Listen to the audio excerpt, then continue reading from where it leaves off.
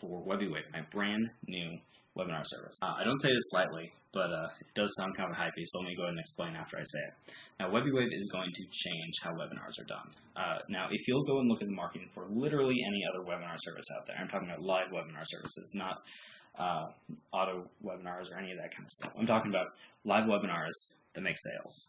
But anyway, if you go look at any of the other live webinar services out there, look at their marketing, you're going to find out they are all built for people to hold meetings. They're not built to make sales. And the fact that, they are really difficult to use, and there is a lot of dissatisfaction in the market out there.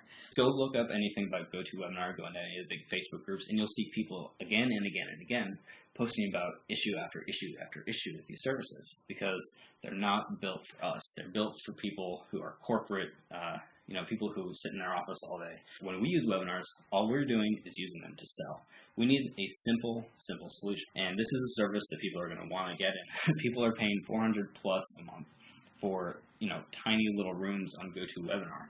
I could go on and on and on about the problems with all these other services, but instead, why don't I just show you what WebiWave does best? Sell. So this is what people see when they first go to the webinar page. So for now, I have not started the webinar, so this is what they see. The training hasn't started yet, please. So all web-based, you don't have to worry about anything, completely hosted on, everything's taken care of on my end. All you have to do is fill in some fields, and that's it. So the page that you're creating, when it's created, it's spit out and it's being hosted on the purchaser hosting, or where's the hosting? It's hosted on WebiWave.com. Ah, interesting. This here you see we've got another field for the embed code. If you did not put it in before, this would be blank, and this is where you pop in your embed code for the Google Hangout or whatever. But keep in mind, this does not actually have to be a Hangout. You could use like an easy video player or just any YouTube video or whatever you want. So if you just want to use this for replays, you could totally do that. Chris, let me ask you a question. Is the video replay box that you have there, is that resizable, or is that just a standard fit? It's resizable. It's resizable as far as programming goes, but I don't have it built to resize.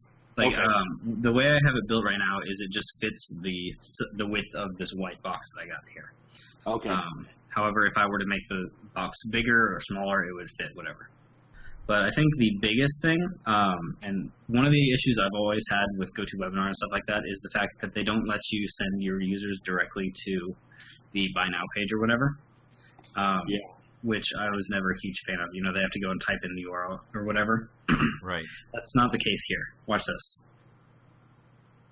So you can decide exactly when to drop that button. Like it's exactly. A click of a button. You don't have to program or time anything. You can just go, blip, there it is. Exactly. And I was just wondering, when you hit, your call to action, your buy button, people are going to have to scroll down. They're not going to actually see it just like pop in. You know what I mean? Oh, well, actually, when it first shows up, it'll actually force their screen to scroll down to it. Oh, well, shit. That answers that. That fixes that problem. No, that's because that's where, people going, well, I don't see the button. I don't see the button. Well, that's not going to happen here.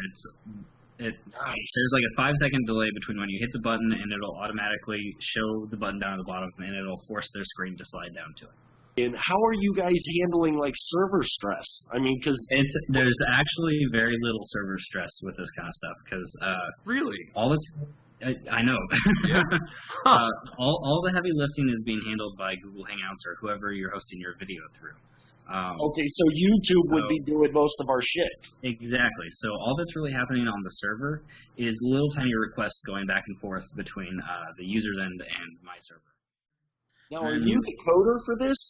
Yeah. No, I forgot to tell you, Chris Ramsey's kind of a programming whiz. Like he won't say it. He won't say that he's a programming whiz, but I will.